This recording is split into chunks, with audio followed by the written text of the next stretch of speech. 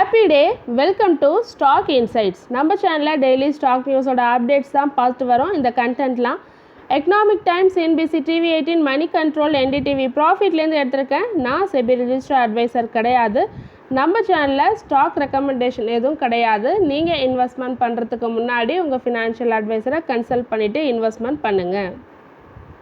Yesterday Indian market எப்படி close ஆச்சுன்னு பார்க்கலாம். நிஃப்டி 50 1.32% ரெட்டில் க்ளோஸ் ஆகிருக்கு. பேங்க் நிஃப்டி 1.16% ரெட்டில் க்ளோஸ் ஆகிருக்கு. டிஐஎஸ் நெட் பையர்ஸாக இருக்காங்க. 4001.89 crores பை பண்ணியிருக்காங்க. எஃப்ஐஐ நெட் செல்லர்ஸாக இருக்காங்க. 4486.41 crores செல் பண்ணியிருக்காங்க. எஸ்டர்டே யூஎஸ் மார்க்கெட் எப்படி க்ளோஸ் ஆச்சுன்னு பார்க்கலாம். S&P 500 0.04% க்ரீனில் க்ளோஸ் ஆகிருக்கு. நாஸ்டாக் 0.36% ரெட்டில் க்ளோஸ் ஆகிருக்கு. டவ் ஜோன்ஸ் 0.28% க்ரீனில் க்ளோஸ் ஆகிருக்கு.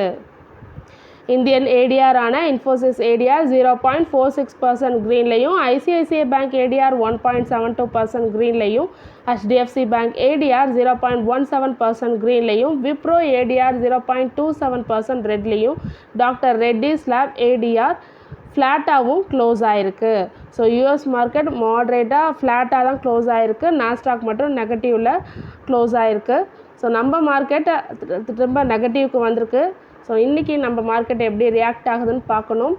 பல வல்லுநர்கள் என்ன சொல்லியிருக்காங்கன்னா, மார்க்கெட் திரும்ப நெகட்டிவ்க்கு வர சான்சஸ் இருக்குது. Small cap and big cap ஸ்டாக்ஸ்லாம் நிறையா டவுன் ஆகிறதுக்கு சான்சஸ் இருக்குதுன்னு சொல்லியிருக்காங்க. ஸோ பொறுத்திருந்து தான் பார்க்கணும் இன்றைக்கி மார்க்கெட் எப்படி ரியாக்ட் ஆகுதுன்னு. ஸோ எஸ்டர்டே என்ன இம்பார்ட்டன்ட் நியூஸ்னால் இப்போ பார்க்கலாம். India quick free trade agreements போடுறதா சொல்லியிருக்காங்க. டு ரெடியூஸ் இம்பேக்ட் ஆஃப் ட்ரம்ப்போட டேரிஃப் பாலிசியோட தாக்கத்தை குறைக்கிறதுக்காக குயிக் ஃப்ரீ ட்ரேட் அக்ரிமெண்ட்ஸ் போடுறதா சொல்லியிருக்காங்க வித் யூஎஸ்ஏ.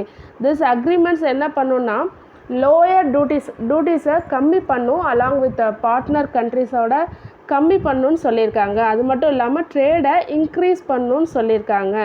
பட் இப்போ என்ன நடந்துகிட்ருக்குன்னா, நவ் இந்தியா நெகோஷியேட் பண்ணிகிட்ருக்காங்க. ட்ரேட் டீல்ஸ் யாரோடலாம் பண்ணாமல் இருக்காங்கன்னா, யூகே, ஓமன், யூரோப்பியன் யூனியனோடலாம் பண்ணாமல் இருக்காங்க. ஸோ அந்த ஃப்ரீ ட்ரேட் அக்ரிமெண்ட்ஸை போட்ட பிறகு தான் அதெல்லாம் நடக்கும்னு நினைக்கிறேன். At the same time mini பேக்டுன்றதை திரும்ப கொண்டு வரதுக்காக யூஎஸ் கூட பேச்சுவார்த்தையில் இருக்க போகிறதா சொல்லியிருக்காங்க. ஸோ February 12 to 14 நம்ம ப்ரைம் மினிஸ்டர் அங்கே போயிருக்காரு இல்லையா. ஸோ என்ன நடக்குதுன்னு பார்ப்போம். அது மட்டும் இல்லாமல் ட்ரம்ப் என்ன சொல்லியிருக்காங்கன்னா, ஸோ ஸ்பெஷல் டேக்ஸ் போட போகிறதா சொல்லியிருக்காங்க. அதாவது யாரெல்லாம் அவங்க டேரிஃப் யூஎஸ் எந்த கண்ட்ரி மேலெல்லாம் டேரிஃப் போட்டாங்களோ அவங்களெல்லாம் திருப்பி டேரிஃப் போட்டிருப்பாங்கள்ல யூஎஸ்க்கு. ஸோ அதை ரெசிப்ரோக்கல் அவங்களுக்கு திரும்ப ஸ்பெஷல் டேக்ஸ் போடுறதா யூஎஸ் பிளான் போட்டிருக்காங்க. So higher duties on American குட்ஸுக்கு பிளான் போட்டிருக்காங்க. திஸ் டேக்ஸ் இன்னும் 2 or 3 days தெரியும் அப்படின்னு சொல்லியிருக்காங்க. அதில் இந்தியாவும் இருக்கலான்ற மாரி சொல்லியிருக்காங்க. ஸோ இதுக்கடையில் இந்தியா அண்ட் இஸ்ரேல் திரும்ப பேச்சுவார்த்தையில் இருக்காங்க. ஃப்ரீ ட்ரேட் அக்ரிமெண்ட்டுக்கான பேச்சுவார்த்தையில் இருக்காங்கன்னு சொல்லிட்டு Israeli minister of economy and industry Nir M Barkat சொல்லியிருக்காங்க. February 11 எஸ்டர்டே சொல்லியிருக்காங்க. அவர் என்ன சொல்லியிருக்காங்கன்னா, ஒரு ஸ்பெஷலாக நாங்கள் ஃப்ரீ ட்ரேட் அக்ரிமெண்ட் ரீஸ்டார்ட் பண்ணுறதா முடிவு எடுத்தோம். இன்னும் ஃபாஸ்ட்டாக அது பெஸ்ட் வேல இன்னும் செயல்படுத்தலை. அது ஒரு முட்டாள்தனமாக இருக்குது, ஃபூலிஷாக இருக்குன்ற மாரி சொல்லியிருக்காங்க. செயலோட Q3 ரிசல்ட் கொடுத்துருக்காங்க. Year on year wise net profit decline ஆகிருக்கு. 61.93% டிக்ளைன் ஆகிருக்கு. எஸ்டிமேஷனையும் பீட் பண்ணல. 126 crore தான் கொடுத்துருக்காங்க. ரெவன்யூ 4.9% இன்க்ரீஸ் ஆகிருக்கு. ப்ளூம்பர்கில் எஸ்டிமேட் பண்ணது 24,468 crore. இவங்க கொடுத்துருக்கிறது 24,489 crore. ஸோ எஸ்டிமேஷனை பீட் பண்ணியிருக்கு. EBITDA 5.42% down. எஸ்டிமேஷனை பீட் பண்ணியிருக்கு. ஆனால் year on year wise compare பண்ணும்போது இன்க்ரீஸ் ஆகலை.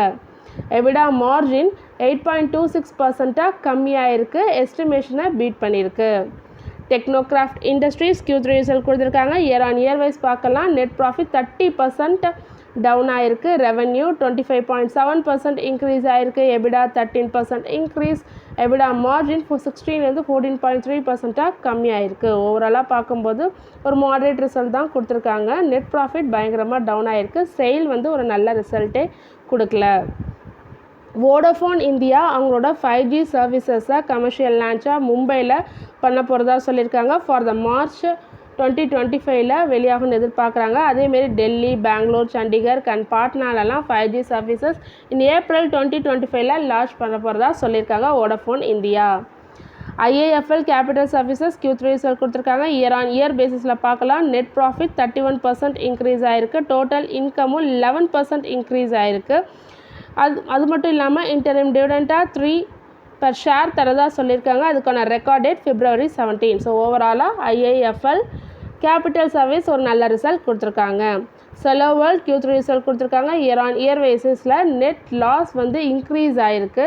போன வருஷம் இதே குவார்ட்டரில் 0.72 crore லாஸ் சொல்லியிருக்காங்க. ஸோ இப்போ அது வந்து இன்னும் இன்க்ரீஸ் ஆகிருக்கு. 1.19 crore இன்க்ரீஸ் ஆகிருக்கு. ரெவன்யூ 5.7% இன்க்ரீஸ் ஆகிருக்கு. எபிடா டவுன் ஆகிருக்கு, 3% டவுன். மார்ஜினும் டவுன் ஆகிருக்கு. ஸோ ஓவராலாக செலோ வேர்ல்டு ஒரு நல்ல ரிசல்ட் கொடுக்கல.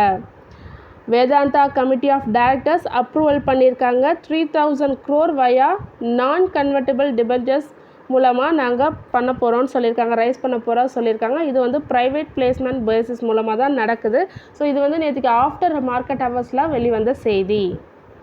பிர்லா சாஃப்ட் Q3 ரிசல்ட் கொடுத்துருக்காங்க. குவார்டர் ஆன் குவார்டர் பேஸில் பார்க்கலாம். நெட் ப்ராஃபிட் வந்து 8% டவுன் ஆகிருக்கு.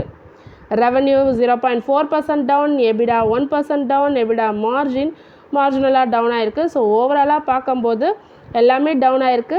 பிர்லா சாஃப்ட் ஒரு நல்ல ரிசல்ட் கொடுக்கல. IRCTC Q3 ரிசல்ட் கொடுத்துருக்காங்க. Year on year wise. அது மட்டும் இல்லாமல் 3 per ஷேர் டிவிடெண்ட் தரதா சொல்லியிருக்காங்க. நெட் ப்ராஃபிட் 14% க்ரோ ஆகிருக்கு. 341.09 crore கொடுத்துருக்காங்க. ரெவன்யூ 9.8% இன்க்ரீஸ் ஆகிருக்கு. இயர் ஆன் இயர் வைஸ்க்கு கம்பேரிசனுக்கு வேல்யூ கொடுத்துருக்கேன், செக் பண்ணிக்கோங்க. எபிடா 6% இன்க்ரீஸ் ஆகிருக்கு. மார்ஜின் 35.3லேருந்து 34% கம்மியாயிருக்கு. ஸோ ஓவராலாக பார்க்கும்போது ஃப்ரண்ட்டில் பார்த்த எல்லா ரிசல்ட்டோடையும் IRCTC ஒரு நல்ல ரிசல்ட் தான் கொடுத்துருக்காங்க. ஜூபிட்டர் வேகன்ஸ்க்கு ஒரு ஆர்டர் கிடச்சிருக்கு. 600 crore order. So Ambuja Cements and ACC கிட்டேருந்து தான் கிடச்சிருக்கு. இது ரெண்டுமே அதானி குரூப் அதானி சிமெண்ட் குரூப்போட கம்பெனிஸ் தான். எதுக்காகனா ஒரு manufacturing and supply of bogie covered fly ash cement wagon தயார் பண்ணுறதுக்கும், அந்த ரேக்ஸ் தயார் பண்ணுறதுக்கும், and then wagon used for transportation of fly ash cement in loose கண்டிஷனில், அதாவது நம்ம ரயில்வே ஸ்டேஷனில் பார்த்துருப்போம், அந்த லூஸ் கண்டிஷனில் இந்த ஜல்லி சிமெண்ட்லாம் ஒரு இடத்துலேருந்து இன்னொரு இடத்துக்கு கொண்டு போவாங்கள்ல. ஸோ அந்த இதுக்கும் அந்த மேனுஃபேக்சர் பண்ணுறதுக்காக மெயினான ஆர்டர் கிடச்சிருக்கு ஜூபிட்டர் வேகன்ஸ்க்கு. NBCC Q3 ரிசல்ட் கொடுத்துருக்காங்க. Year on year wise net profit increase ஆகிருக்கு. 25% இன்க்ரீஸ் ஆகிருக்கு. 138.48 crore கொடுத்துருக்காங்க. ரெவன்யூ 16.6% இன்க்ரீஸ் ஆகிருக்கு. எபிடா 21% இன்க்ரீஸ் ஆகிருக்கு. 142.45 crore கொடுத்துருக்காங்க. ஸோ ஓவராலாக பார்க்கும்போது NBCC ஒரு நல்ல ரிசல்ட் கொடுத்துருக்காங்க. மார்ஜினும் 5% இன்க்ரீஸ் ஆகிருக்கு. அது மட்டும் இல்லாமல் போர்ட் ஆஃப் டைரக்டர்ஸ் இன்டரிம் டிவிடெண்டாக 0.53 per ஷேர் தரதா சொல்லியிருக்காங்க. இதுக்கான record date February 18. Jerome Powell நேற்றுக்கு வந்து செனட் பேங்கிங் மீட்டிங் கமிட்டி வந்து நேற்றுக்கு டியூஸ்டே நடந்தது.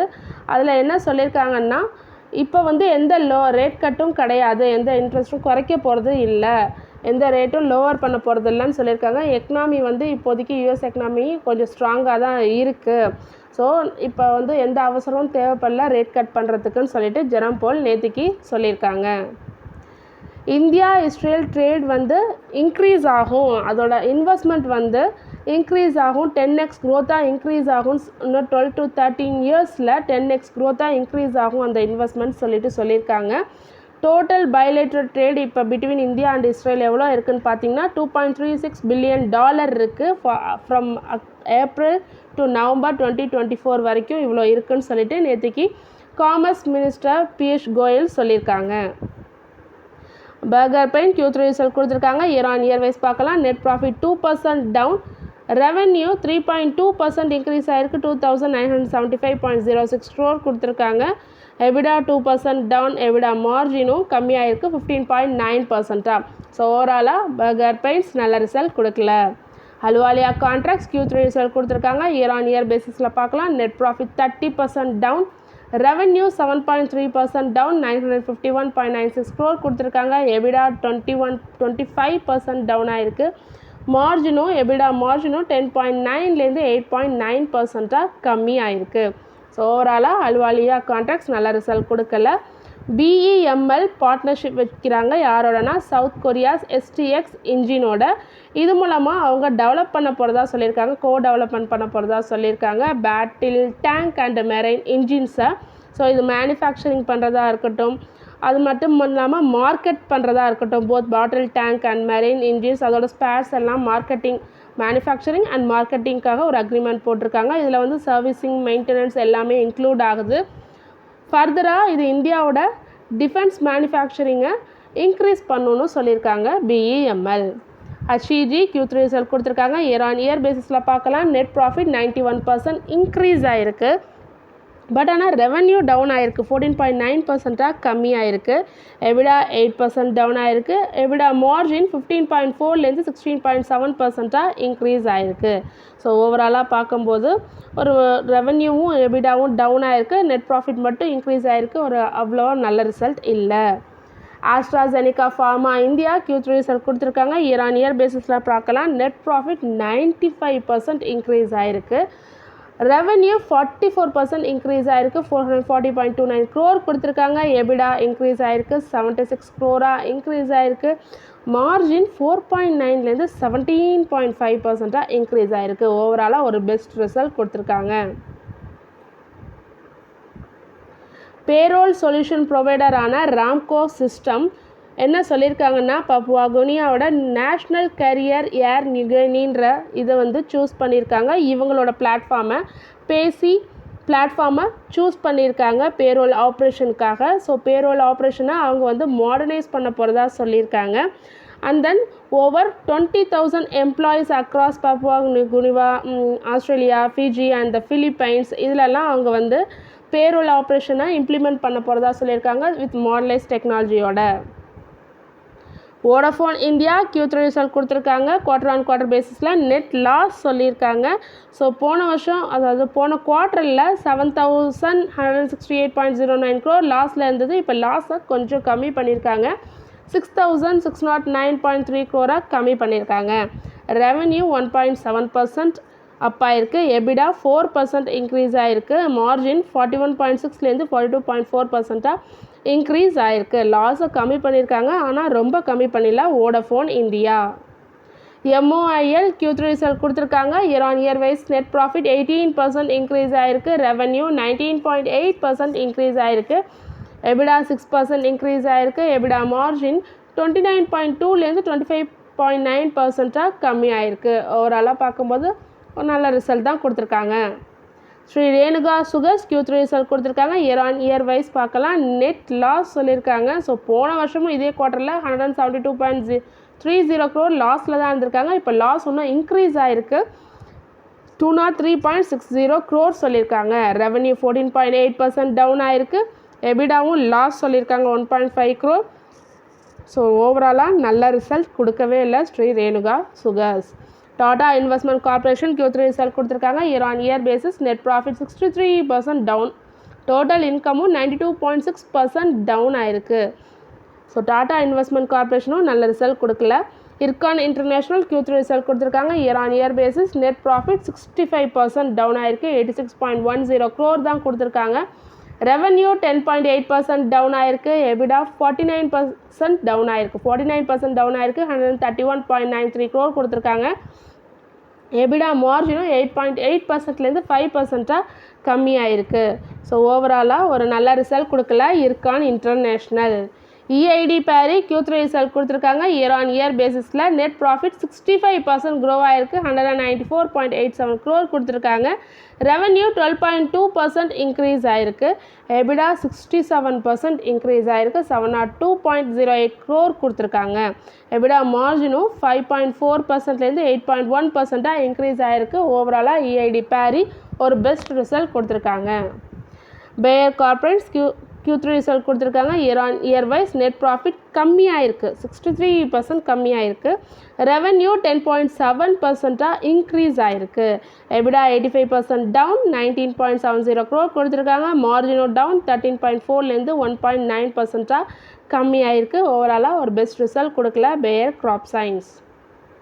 தொடர்ந்து இதுமாரி யூஸ்ஃபுல்லான மார்க்கெட் அப்டேட்ஸ் வேணுன்னா மறக்காமல் நம்ம சேனலை சப்ஸ்கிரைப் பண்ணுங்கள், பெல் ஐக்கான் கிளிக் பண்ணுங்கள், லைக் அண்ட் ஷேர் பண்ணுங்கள். தேங்க்யூ.